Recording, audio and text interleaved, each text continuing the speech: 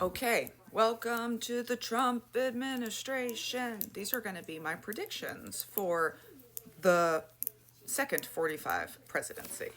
I'm Danielle, a scholar of cults, extreme groups, and extremely bad leadership, and I wrote a book called Uncultured about growing up in the Children of God religious cult and going into the cult of the U.S. Army, and I will be here to narrate the next 4 years as we all live in a cult. You can get signed copies attached here. So there's two things that happen when the cult leader finally builds their cult.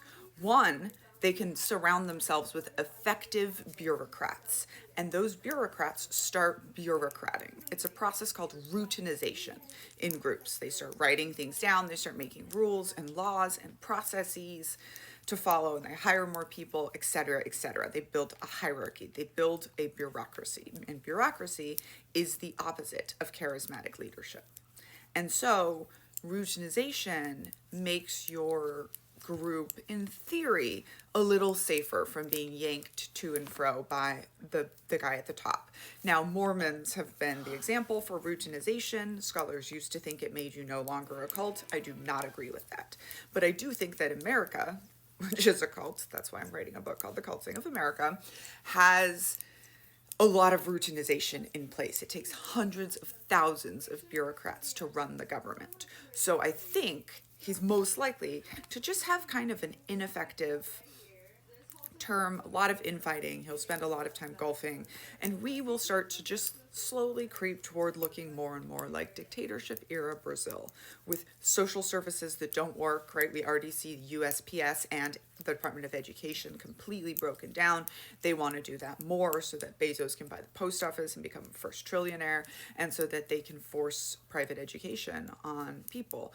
Breaking down social services is a huge part of dictatorships and control. And by the way, you still can't get a package mailed to Brazil safely. I grabbed that.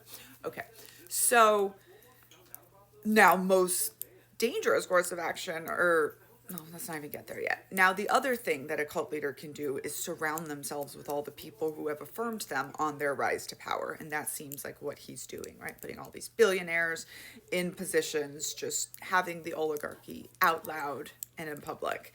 And this is actually good, because those leaders will fight for the spotlight, right? They are all narcissists too. They just didn't have the idea to build their big thing. And so they're going to fight for the spotlight. They're going to jockey for attention. And this is all going to make the cult less effective at culting. For example, I don't think there is any chance on earth that Musk and Trump will be speaking by Christmas. Right? They're going to have to fight for it. Most dangerous course of action, of course, is we start looking a lot more like 1940s Germany. We know that that's what he wants. We know he wants to be a dictator. We know he wants to put people in camps and unalive other people. We know he wants to destroy the Constitution. We know all of that stuff. I don't think he is going to be able to. I think America is slightly stronger than Donald Trump.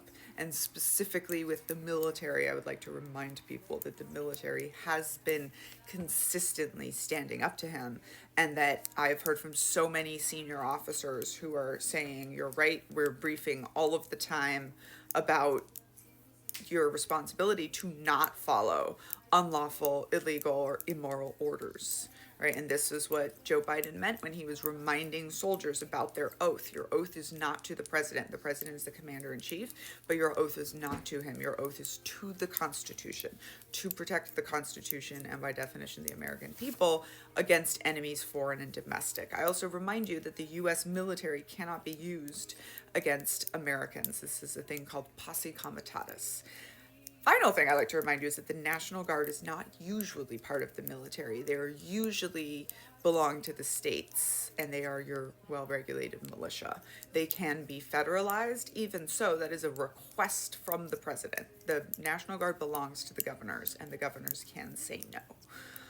So again, like, none of this is going to be good. I'm hoping the most for just an ineffective presidency that just makes everything worse in the way that it is. That's like the best case scenario that we're hoping for right now. And hopefully a lot of his people will start to wake up and see what this really is. But we'll be here talking about it.